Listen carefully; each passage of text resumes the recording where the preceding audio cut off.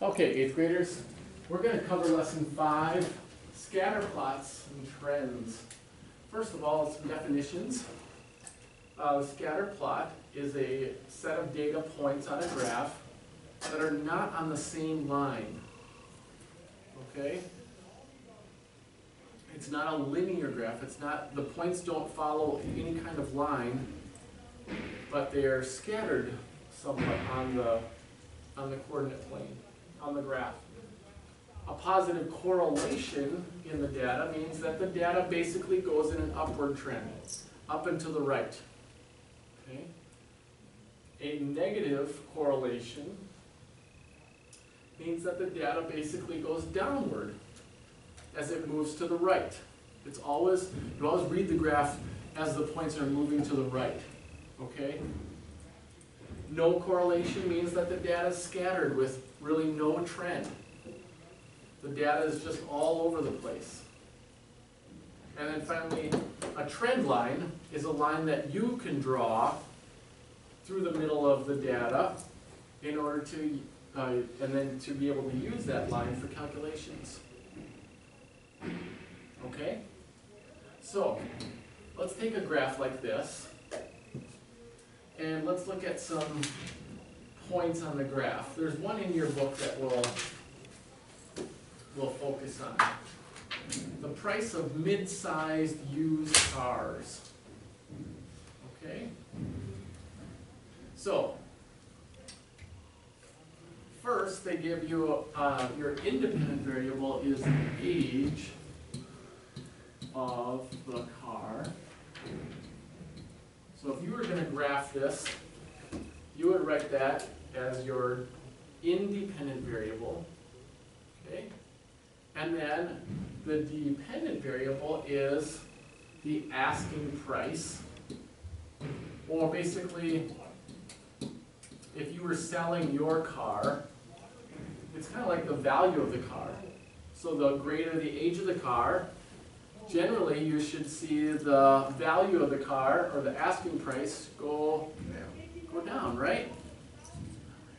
So then they have a scale of starting at 0 and then 5,000, 5K, 10K, 15K, 20K, 25K, right? And then age, and we'll use this as 2 years, 4 years, 6 years, 8 years, and this would be 10 years. Yep, 10 years old. Old beater. So the age is in years. You need to write that. It's not in months. And this is in, well, we know it's price, so we know it's in dollars. Okay?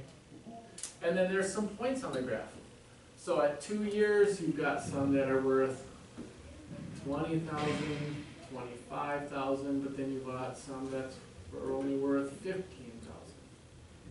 Okay? And at 4 years, you maybe have some here. Maybe have a 3-year-old car that's right here and right here. And then at 6 years, you might have one still worth 10,000, but then you've got one worth about 7,500. And in 8 years, maybe 5,000. So you can see that the points are not all on one line, but there is what kind of trend, or what kind of correlation do you call that? Positive or negative? Does it go upward or downward?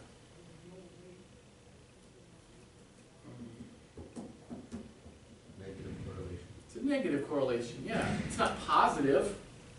The value of your car isn't going up as it gets older. Well, if it's a certain car. If it's a certain car, it probably would, right? but this is not certain cars, this is most cars. So we see a negative correlation, right? Then, we would draw a trend line through the data to use for calculations. So about how fast do cars depreciate, meaning how fast do the cars go down in value. So we need to pick some points in the middle of our data.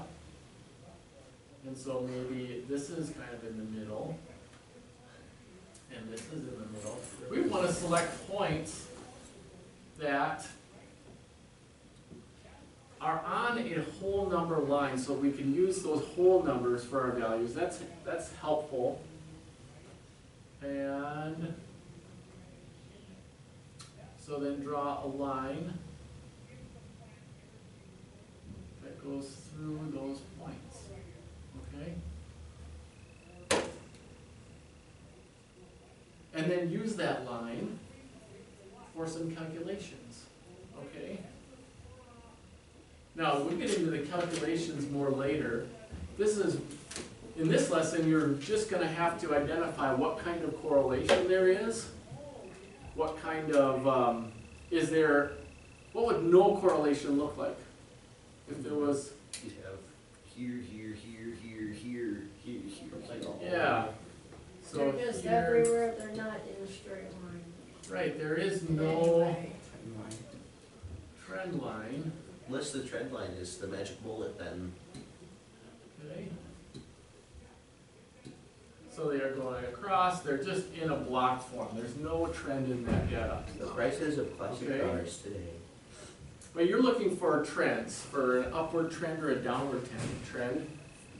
And then to draw a trend line through the data, okay?